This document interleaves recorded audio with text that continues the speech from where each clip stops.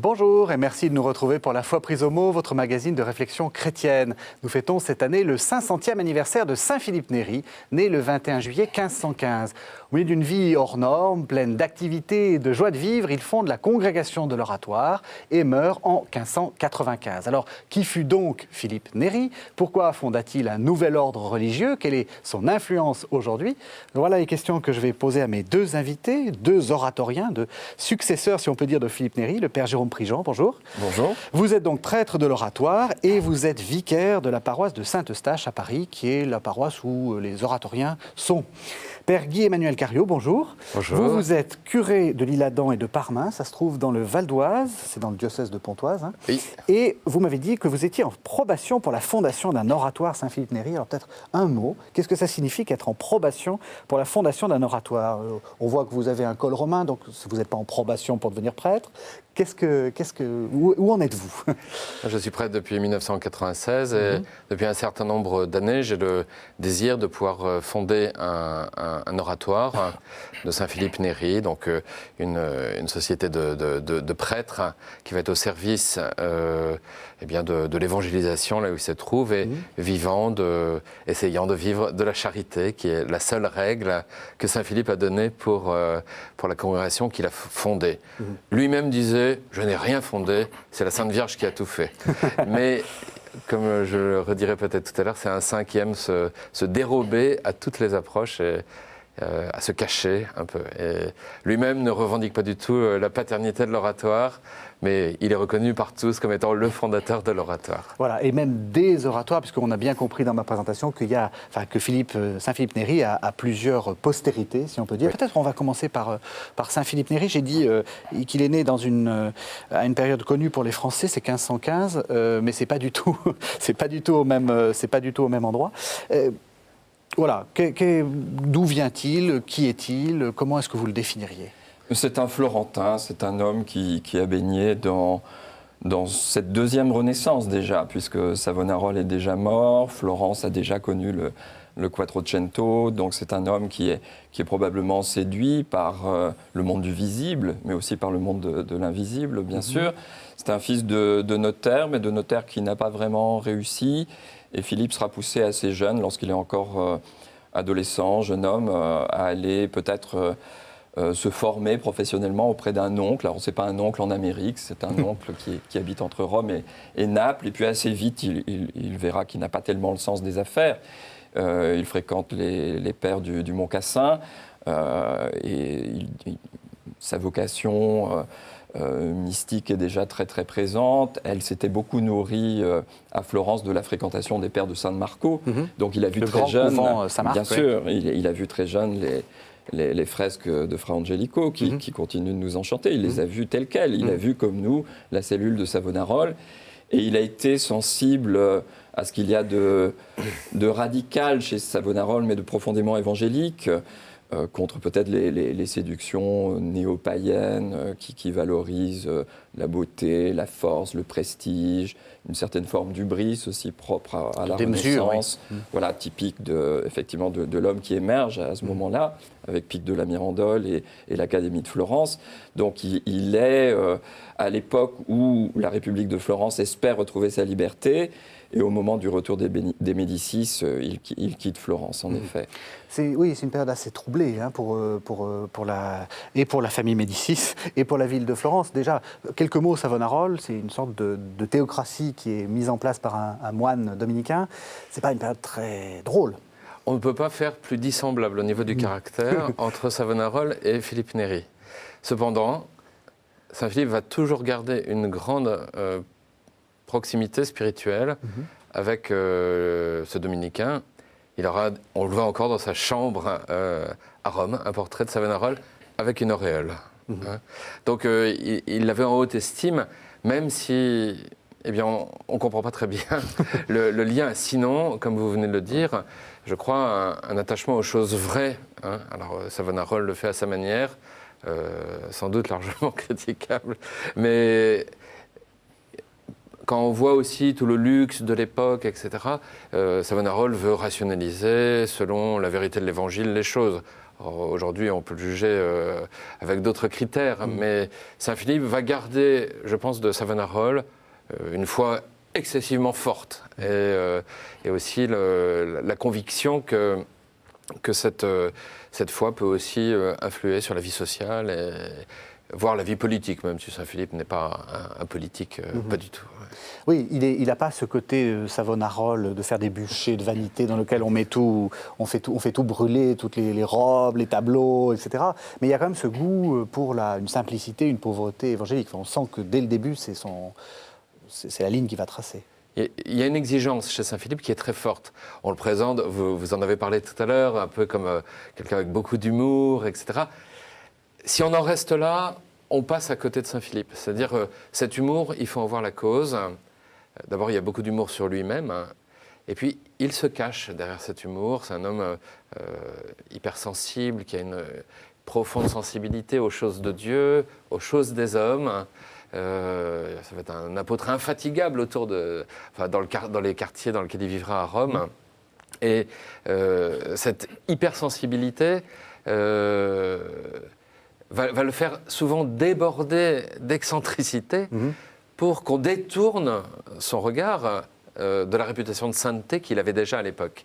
Et on venait voir le saint, alors les cardinaux quand ils venaient à Rome, le santo, voilà, alors on venait le voir. Et lui, alors on venait le voir et il faisait des pitreries, il se faisait lire un recueil de blagues où il faisait exprès de faire des fautes en lisant le latin. Il tirait les barbes. Voilà, il portait des vêtements mal assortis. Mais tout ça, c'est l'extérieur. Et les gens, souvent, repartaient déçus en disant « On nous avait dit qu'il y avait un saint, on a vu un imbécile. Oui. » Et ils disaient « S'ils reviennent demain, ce sera pire. » Donc, voilà. Oui, c'est dans la vieille tradition des pères du désert qui font des pitreries pour éviter qu'il y ait trop de monde. Vous avez dit, il va au Mont Cassin. Alors qu'il a une tentation bénédictine. Il faut expliquer le Mont Cassin, c'est le grand monastère fondé par Benoît lui-même. Et c'est un foyer, voilà. de ferveur, bien sûr, et puis de lecture des Écritures. C'est très important. Il mettait toujours au centre des exercices de l'oratoire et des réunions qui vont marquer l'oratoire, ce qu'il appelle il libro, c'est-à-dire l'écriture sainte, l'évangile de Jean en particulier. Et effectivement, il n'est pas un humaniste au sens technique du mot, si vous voulez. Ce n'est pas Erasme, il a très peu écrit. C'est le Socrate romain, comme dit le père Bouillet. C'est un homme des rues, c'est un homme qui dialogue, c'est un homme de la conversation, du ragionamento, c'est-à-dire cette conversation spirituelle où on parle librement, sans inhibition de sa foi, de l'écriture, etc. Donc ça n'est pas un technicien de la philologie, mais c'est quand même un réformateur.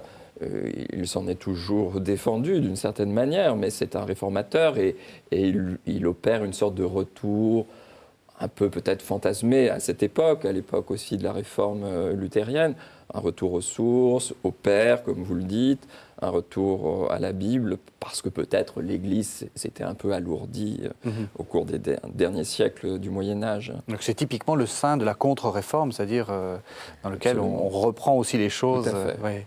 Retour au centre. Alors vous avez dit, il va à Rome. Donc c'est une période qui est quand même assez, là aussi, un peu compliquée, parce qu'il y a eu un sac, il y a eu la peste, donc c'est pas la grande Rome qu'on imagine, triomphante.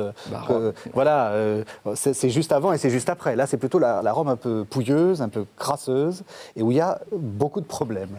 Beaucoup de problèmes, et particulièrement en ce qui concerne l'Église et la foi. Ouais. Et des problèmes sociaux, des problèmes politiques, vous les avez cités.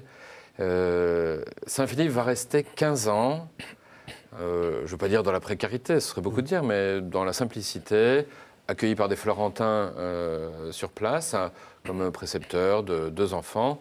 Et il va commencer ses longues pérégrinations dans la ville. 15 ans laïque, c'est-à-dire il reste laïque. On en reparlera peut-être tout à l'heure, mais c'est très important.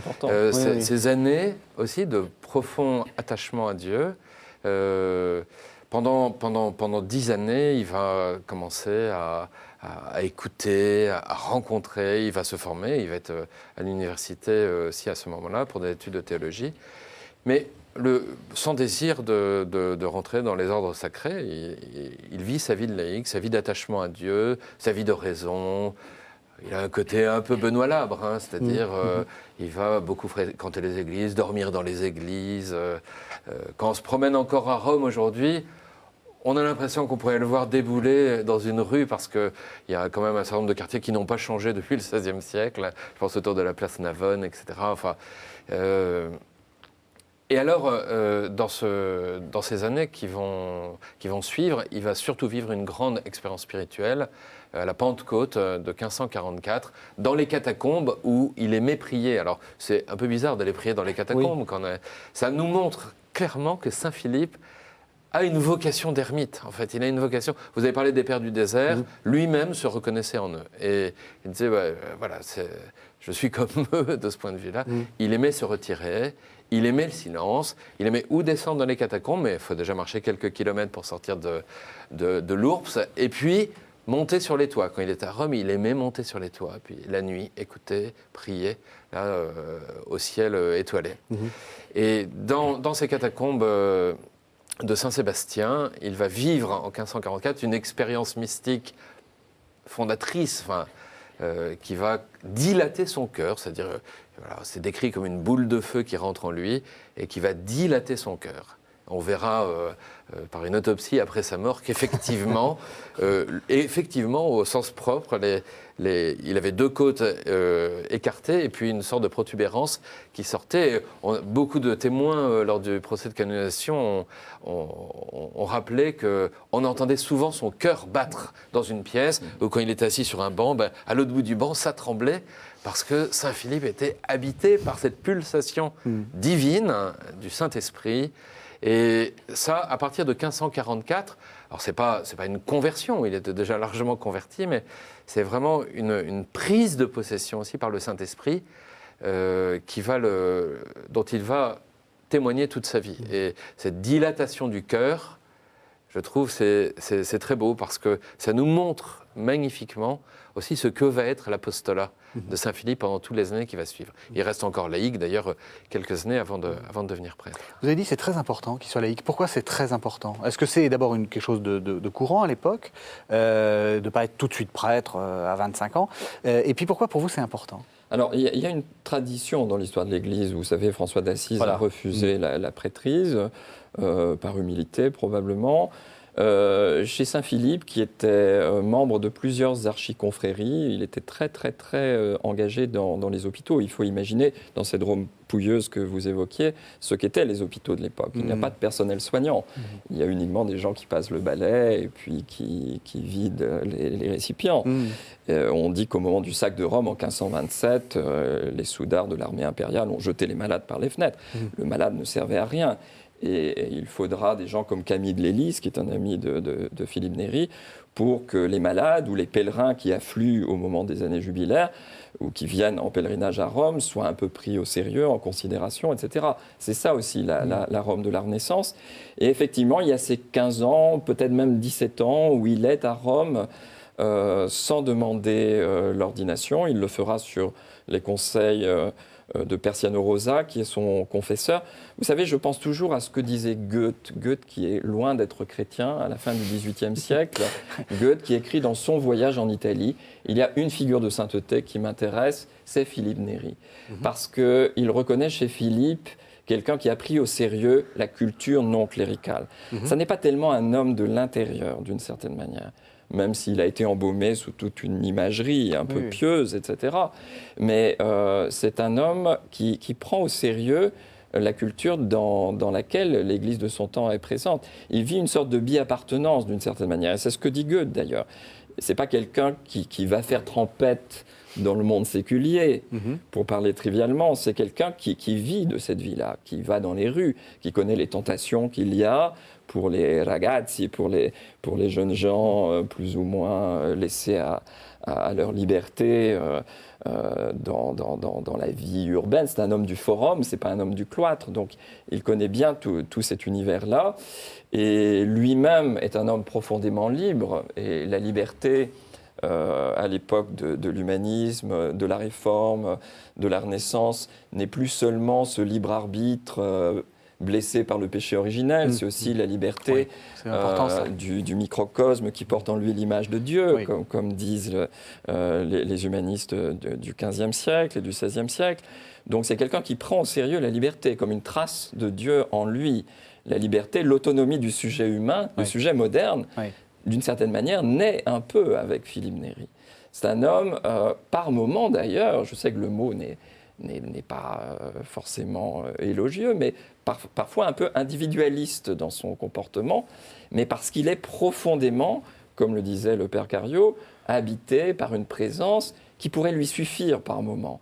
Et puis, plus il avance, plus il s'ouvre, plus il entre en dialogue, et plus il partage, et plus il crée autour de lui ce qui va devenir l'oratorio, qui n'est pas d'abord une affaire de structure ou d'institution. Saint-Philippe il n'a pas de méthode pastorale, c'est pas un homme de méthode, il va vendre aucune méthode, mais s'il y a quelque chose qui peut marquer vraiment son apostolat, c'est la cordialité, c'est-à-dire de parler du cœur au cœur, de cœur à cœur, et donc chacun est important. Et c'est un marcheur, c'est un prêtre marcheur, il arpente les ruelles, les échoppes, les palais de sa paroisse, et auprès de chacun, il va porter, je pense, le regard de Jésus-Christ, parce que c'est ça les saints, porter le regard de Jésus-Christ dans la patience aussi. C'est un homme qui reste de 1534 à sa mort dans le même quartier. Il connaît tout le monde. Il en a baptisé beaucoup, enterré beaucoup, confessé des tas. Non seulement de sa paroisse, mais aussi de tous ceux qui venaient à Rome à son soleil aussi. Voilà. L'importance du cœur à cœur. Chacun est important. Et donc, ce n'est pas l'homme des grandes prédications enflammées qui vont faire basculer dans la grâce des foules entières. C'est un homme du cœur à cœur. Et ça, je pense que ça marque aussi, je l'espère, les oratoriens qui ont pu le suivre. C'est une des rares recommandations que peuvent donner les constitutions, c'est aussi de reprendre cet apostolat du cœur à cœur avec chacun, dans la patience de Dieu aussi. Et je crois que cette patience n'est possible que si on est habité aussi de cette charité et qu'on peut donner, la charité qui espère, vous voyez, qui va attendre, espérer, accompagner. Il est capable de dire, il faut que tu changes de vie. Il est capable de le dire. Il y a un moment, il saisit un jeune employé là, en lui disant quand est-ce qu'on commence à faire le bien, voilà. Parce qu'il sent aussi les dangers qui peuvent exister, vous le disiez, quand on est laissé à son propre discernement, à l'individualisme pur. Il n'aimait pas la recherche des biens extérieurs, de la beauté extérieure. Il y a quelque chose de plus important en toi. Voilà. Pense-y, tu es responsable de ta vie aussi. Il y a quelque chose. Et puis on avait envie de le suivre parce que, encore une fois, ce n'est pas ni un homme de méthode, ni un homme qui vient convaincre, c'est un homme qui agit par influence. Une influence par parfum, j'ai envie de dire. On a envie de le suivre, de suivre son parfum. Et c'est quelque chose qui nous étonne. Enfin, j'aurais aimé le rencontrer pour sentir ça, mais tous les biographes insistent beaucoup là-dessus. Je reviens sur ce que vous disiez sur l'invention du sujet moderne. Effectivement, on est à l'époque de l'invention du sujet moderne, mais en vous écoutant, puis en préparant cette émission, effectivement, j'ai cette impression-là, c'est que on a l'impression que qui nous semble très évident, c'est-à-dire construire sa vie spirituelle, c'est ma vie spirituelle, c'est lui un peu le père de ça. C'est-à-dire qu'on est responsable non seulement de sa vie individuelle, mais aussi de sa vie spirituelle. Enfin, il ne faut pas faire n'importe quoi. Oui, mais sans flatter un spiritualisme qui serait un peu éthéré et qui serait, comme dit Peggy, finalement une sorte de matérialisme supérieur où on chercherait une sorte de confort intérieur. Justement, il a horreur du bluff et précisément s'il est un peu aiguillonnant avec les personnes, c'est parce que les gens qui viendraient avec emphase ou complaisance présenter leur quête spirituelle, il les ramène sur terre très très vite. Je crois que c'est quelqu'un, d'où peut-être sa méfiance vis-à-vis de ce qui est trop méthodique, et notre époque peut l'être, trop hantée par les process, les procédures, les structurations, institutionnel, ce qui expliquera qu'il sera quelquefois un petit peu distant avec précisément la réussite ecclésiale et culturelle de l'oratoire. Il reste un peu méfiant vis-à-vis de ça parce qu'il fait partie de ces gens, et c'est en ça qu'il est profondément disciple et profondément dans une logique d'incarnation. Il fait partie de ces gens pour qui n'existe que ce qu'on peut voir et toucher d'une certaine manière. Tout ce qui devient trop organisé, tout ce qui est de l'ordre de l'administration, d'une certaine forme peut-être déjà de bureaucratie, parce que se met en place aussi dans les officines romaines une organisation universelle de l'Église. Voilà, ce n'est pas son univers. Il ne juge pas beaucoup. Ce n'est pas un homme, contrairement à Savonarole, qui va être dans l'invective. Je crois que c'est très important. D'ailleurs, il a une haine de tout ce qui ressemble de près ou de loin, vous savez, à ce sectarisme typique des querelles d'époque, des querelles d'école entre tel tenant de telle théologie dans telle université romaine, etc. C'est un homme qui a connu une autre culture, d'une certaine manière, qui vient un peu d'ailleurs et qui regarde ces querelles d'école comme finalement toujours clivantes et toujours un peu diabolique au sens étymologique, c'est-à-dire c'est cette division qui fait que l'odium theologicum, comme on disait, la haine théologique, la passion des idées, les querelles d'opinion, tout ça, ça n'est pas son univers. On le voit pour continuer dans ce que vous disiez, sur les choses très concrètes, il a souvent été appelé par des monastères autour de Rome pour venir discerner la sainteté de tel ou tel moine ou monial qui avait des extases, des visions, etc. Et on raconte qu'une fois il est arrivé, il avait marché dans la boue, il avait les bottes crottées, et il arrivait, il était mis en contact avec la religieuse qui avait soi-disant des extases. Il a mis les pieds sur la table et il a dit « Ma sœur, enlevez-moi mes bottes, s'il vous plaît. » Et la sœur s'est complètement offusquée et il est reparti en disant « Elle n'a pas de vision. » Donc ça, c'est vraiment quelque chose d'extrêmement important chez Saint-Philippe. C'est sans doute la vertu dans laquelle il excelle le plus. Alors, on parlera peut-être de la joie, mais c'est l'humilité. Et ça, il a une sainte horreur de l'orgueil, de la boursouflure ecclésiastique qu'on peut retrouver à toutes les époques d'ailleurs. Pour lui, c'est quelque chose qui vraiment lui fend le cœur et il ne supportera jamais ça chez ses frères de l'oratoire. Et de temps en temps, il aura la dent dure pour les éduquer et les former avec sévérité pour l'humilité. C'est exactement ce qu'on va entendre dans une lettre qu'il écrit au pape. Il ose écrire au pape et vous allez voir que la façon dont il parle au pape est totalement irrévérencieuse. Enfin, disons, il est à la limite de l'impertinence et surtout, il le critique assez vertement. Pour comprendre le texte, il faut comprendre que la mère du pape s'appelait Agnésina et vous allez voir qu'il fait une allusion à la mère du pape et à la mère de Jésus. Bienheureux Père, quel personnage suis-je donc pour que des cardinaux me visitent? Parce que j'avais besoin d'un peu de mauve en feuilles, l'archevêque de Florence m'en a fait apporter 2 onces. Il est resté jusqu'à 2 heures de nuit avec moi, me disant beaucoup de bien de votre sainteté, beaucoup plus qu'il m'en paraissait à mes yeux. Car, puisque vous êtes le pape, vous devriez être l'humilité en personne. Or, Jésus-Christ vint à 7 heures de nuit s'incorporer à moi, et votre sainteté n'a pas daigné se rendre une seule fois dans notre Église. Jésus-Christ est Dieu, et il vient me voir. Votre sainteté, que je sache, n'est qu'un homme, né d'un saint homme sans doute, mais lui, Jésus-Christ, est né de Dieu le Père. La mère de votre sainteté est bien Madame Agnésina, une très respectable femme, certes, mais la mère de Jésus-Christ est la Vierge des Vierges. Que ne dirais-je pas si je donnais libre cours à mon ressentiment? Voilà, on a entendu cette lettre. On a envie de dire, mais comment est-ce qu'il ose? Il ose parce qu'il est ami du pape. Il a toujours été très proche de la papauté, dans un esprit extrêmement indépendant et très libre. Et le pape refuse d'aller visiter Saint-Philippe, qui est très malade, gravement malade. Tout simplement parce que Saint-Philippe a refusé le cardinalat qui lui a été proposé maintes fois. Et évidemment, Saint-Philippe n'a aucune envie de devenir cardinal. Quand on le connaît, on sait bien que c'est absolument impossible.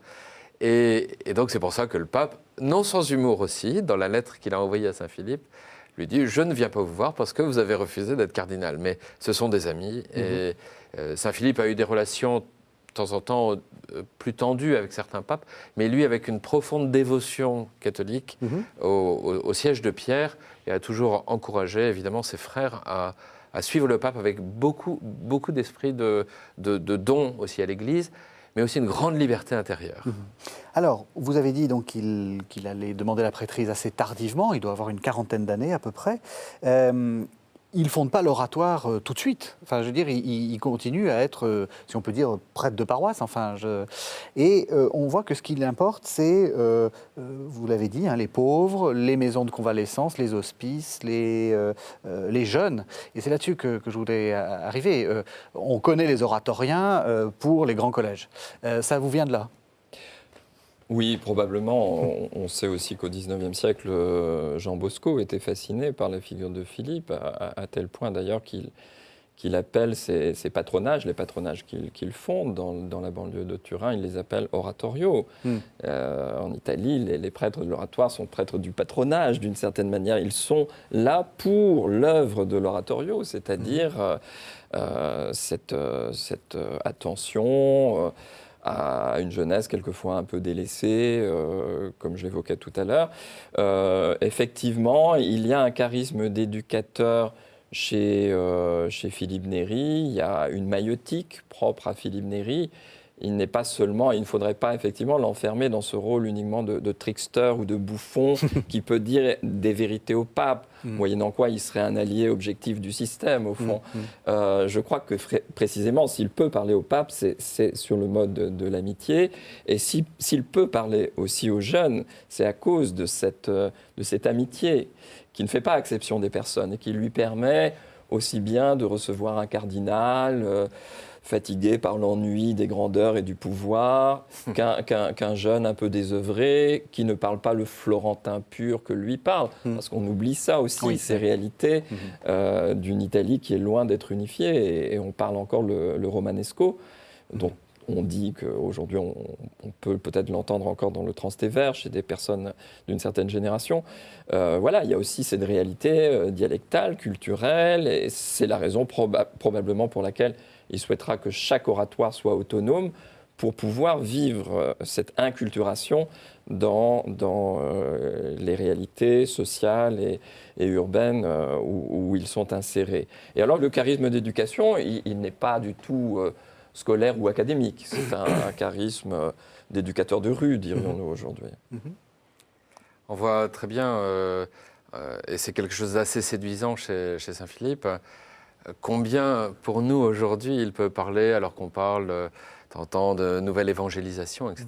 On voit que Saint-Philippe, face à une Rome dont on a parlé tout à l'heure, dans les années 30, qui était vraiment dans le creux de la vague, qui va connaître aussi avec le Concile de Trente, qui dure très longtemps, qui termine en 63, donc, mais tout un renouveau spirituel. C'est l'époque vous parliez de Camille de Lellis, c'est l'époque de Saint Ignace de Loyola, évidemment, la fondation de la Compagnie de Jésus, etc., etc. Les Théatins, les Barnabites, enfin, c'est vraiment une période de profond renouveau spirituel qui fait que Saint-Philippe est vraiment une figure aussi à la fois du prêtre de la Réforme catholique, mais pas postérieure à la Réforme catholique. Il incarne déjà avant la Réforme du Concile de Trente ce que va être le prêtre d'après le Concile de Trente.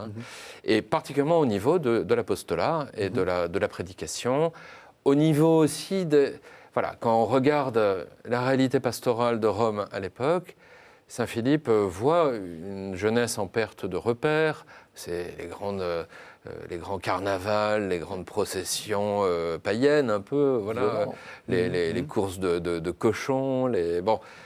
Et il ne va pas lutter contre ça directement. Il va proposer, par exemple, le fameux pèlerinage aux 7 églises, qui fait une trentaine de kilomètres, où on va à pied de Saint-Pierre à Saint-Paul-Hors-les-Murs, aux catacombes de Saint-Sébastien, à Saint-Jean-de-Latran, à la Sainte-Croix de Jérusalem, Saint-Laurent, et on termine à Sainte-Marie-Majeure.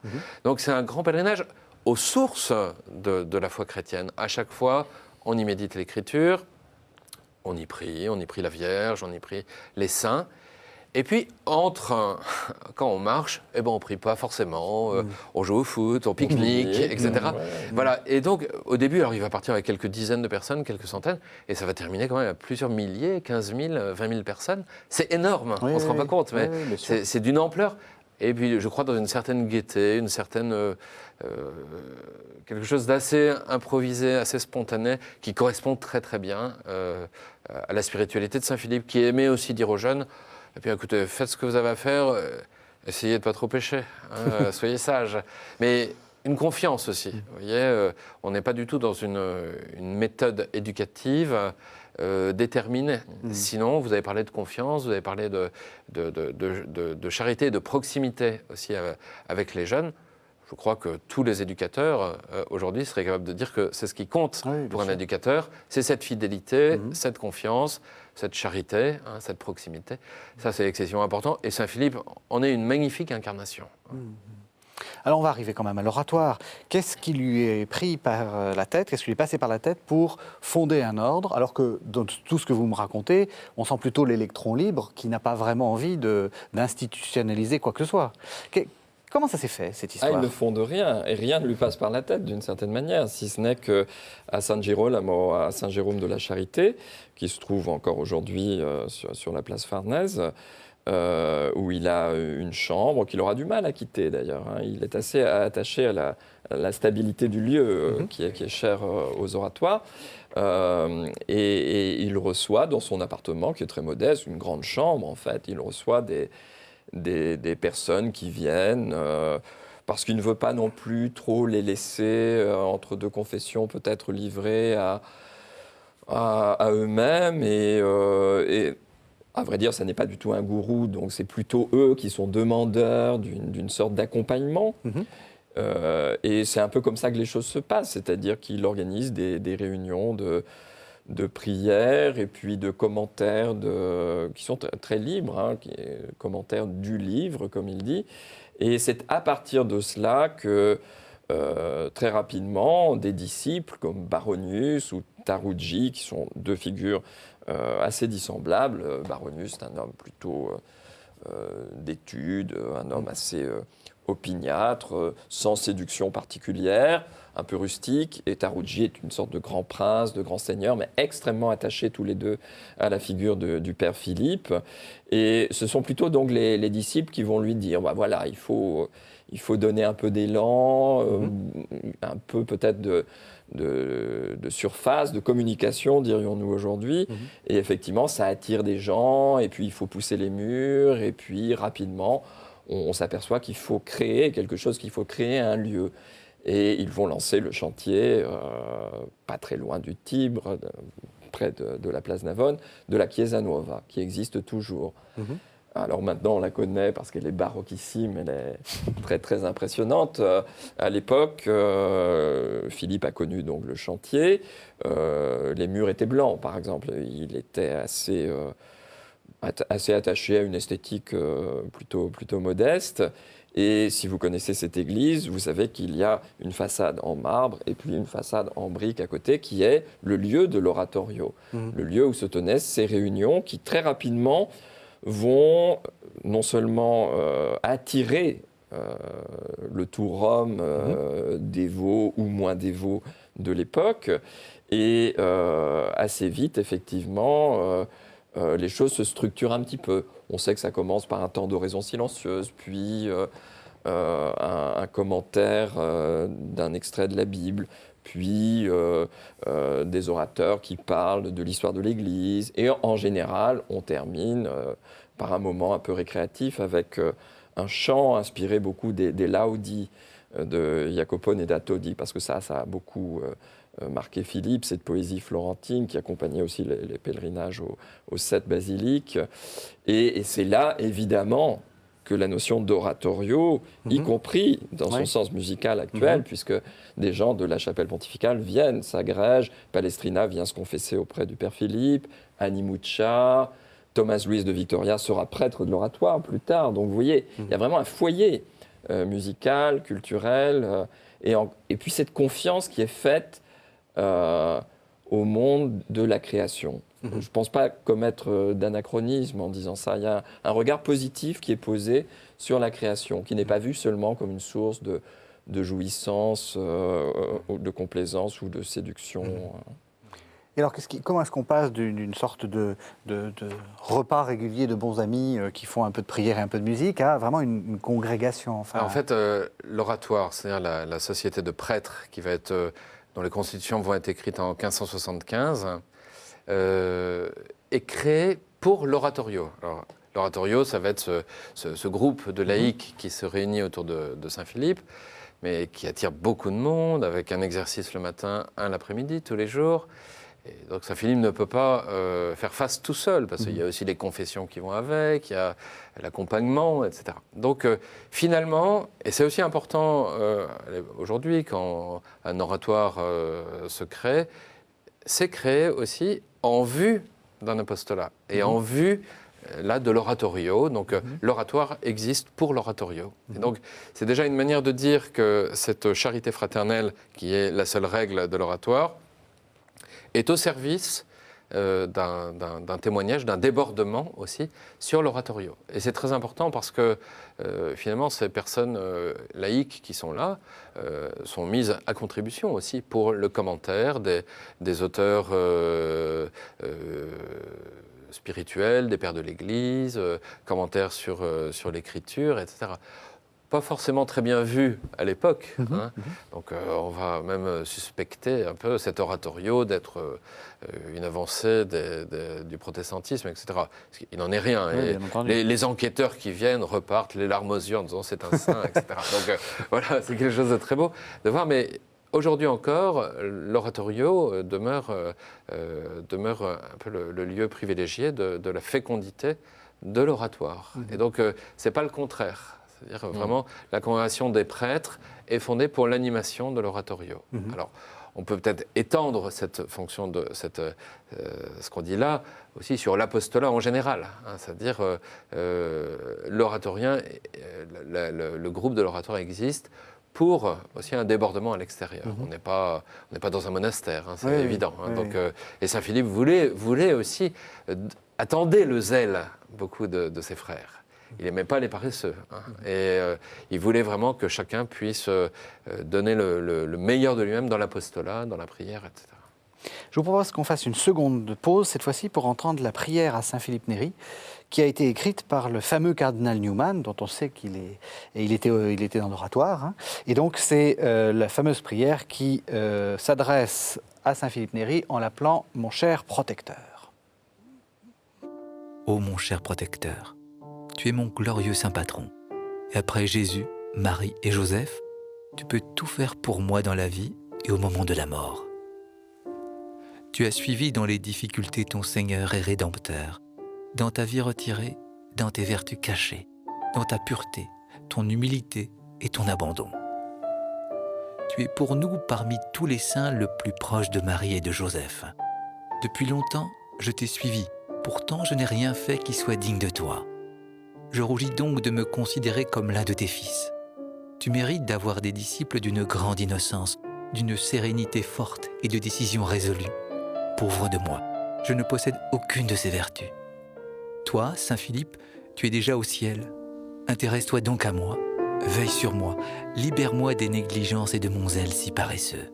Obtiens-moi la grâce nécessaire pour accomplir mes obligations, afin que je grandisse dans les vertus de foi, d'espérance et de charité, dans les 4 vertus cardinales de prudence, de force, de justice et de tempérance, dans l'humilité, dans la pureté, dans la magnanimité, dans la douceur et dans la sincérité.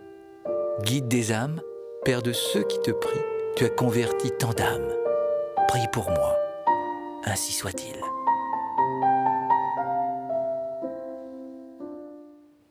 Voilà, alors dans cette dernière partie d'émission, on va essayer de réfléchir à la postérité de Saint-Philippe Néri, peut-être pour commencer par la postérité des ordres dont il est l'inspirateur, parce que vous m'avez bien fait comprendre qu'il ne les avait pas fondés techniquement. On voit que vous n'avez pas tout à fait le même nom, vous n'avez pas forcément...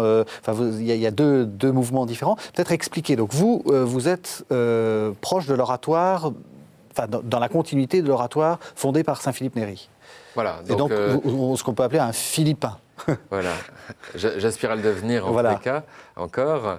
L'oratoire de saint Philippe Néri, donc, de son vivant, déjà beaucoup d'évêques, je pense à Borromée, par exemple, vont l'appeler pour fonder des oratoires, et lui refusera toujours en disant « Vous voulez fonder un oratoire ? Allez-y, fondez-le chez vous. » Parce que, comme vous disiez tout à l'heure, vraiment l'enracinement dans un lieu est excessivement important au service d'une fécondité dans le lieu même. Donc, saint Philippe ne voulait pas fonder un ordre mondial, il voulait que les oratoires puissent se fonder dans différents endroits, être autonomes, et réunir des prêtres ou des frères sur avis, c'est-à-dire qui ne soient liés ni par les vœux, ni par rien d'autre que le désir simplement de vivre ensemble, avec comme règle la charité.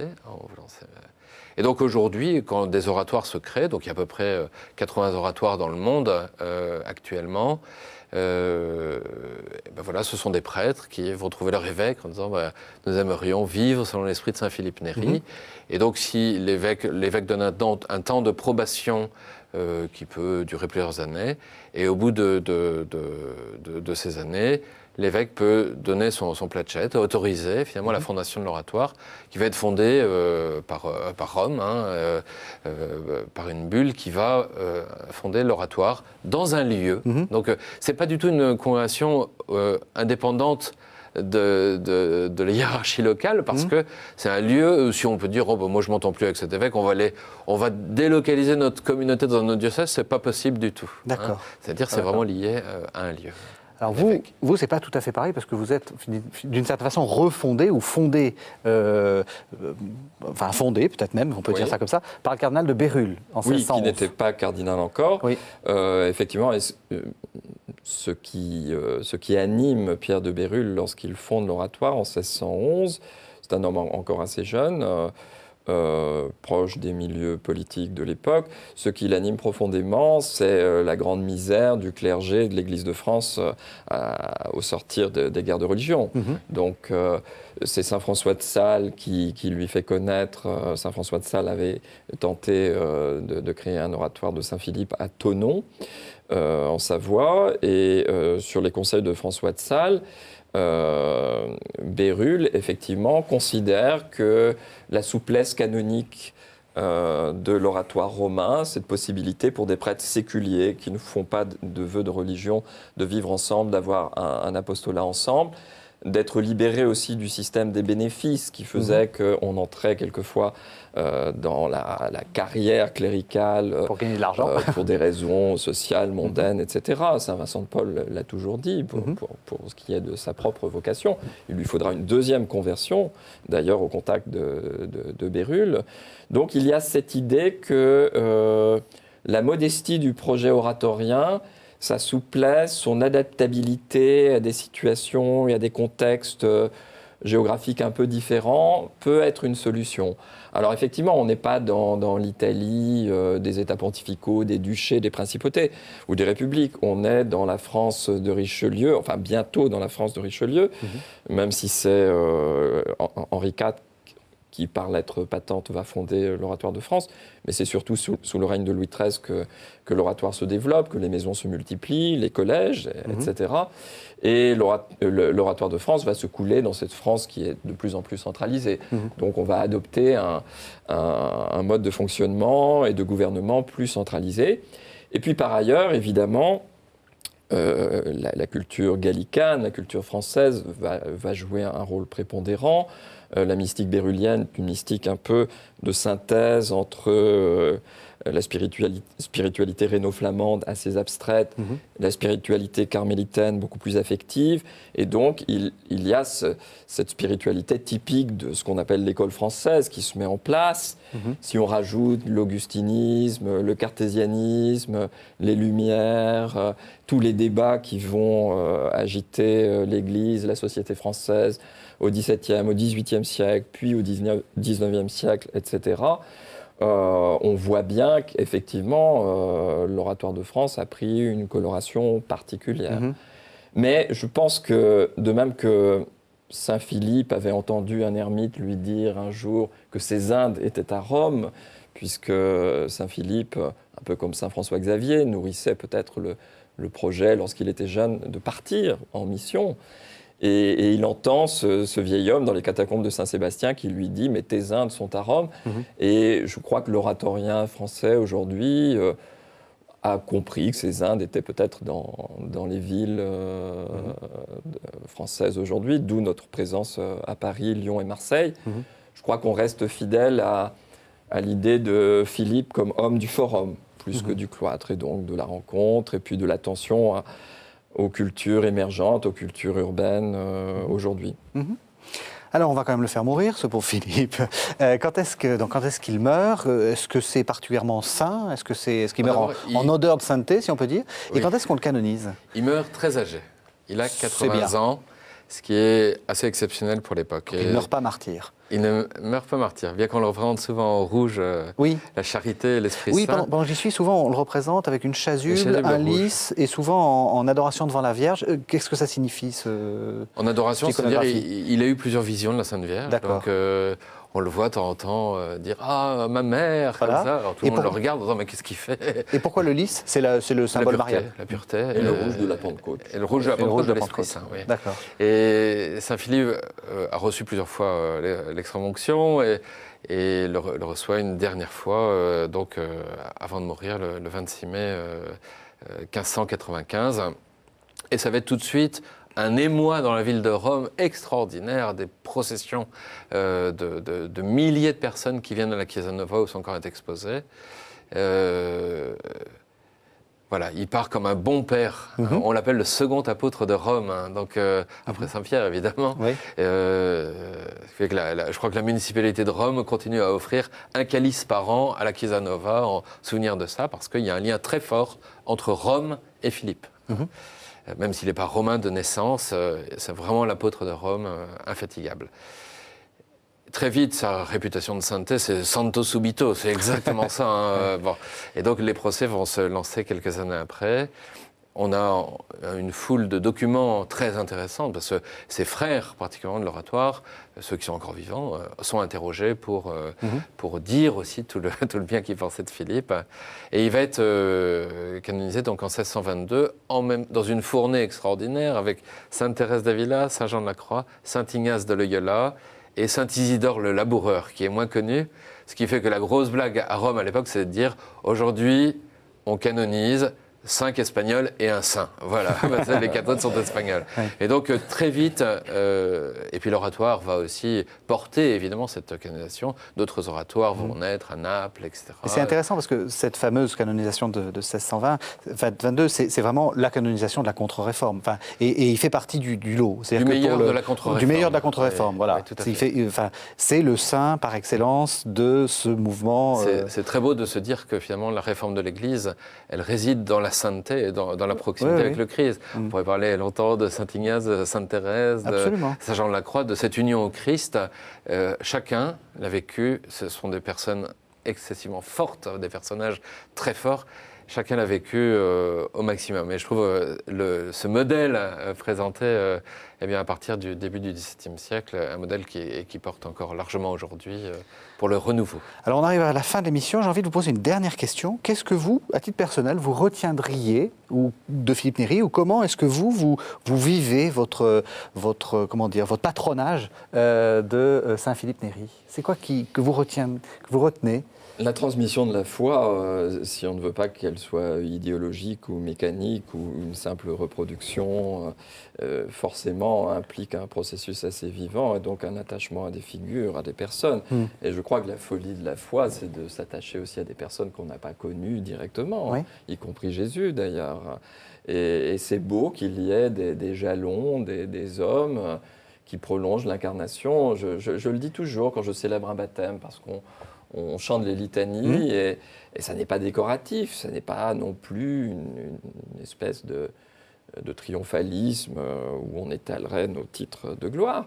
Je crois que c'est le lien. C'est pour ça que j'invite toujours au moment des baptêmes les parents à prendre conscience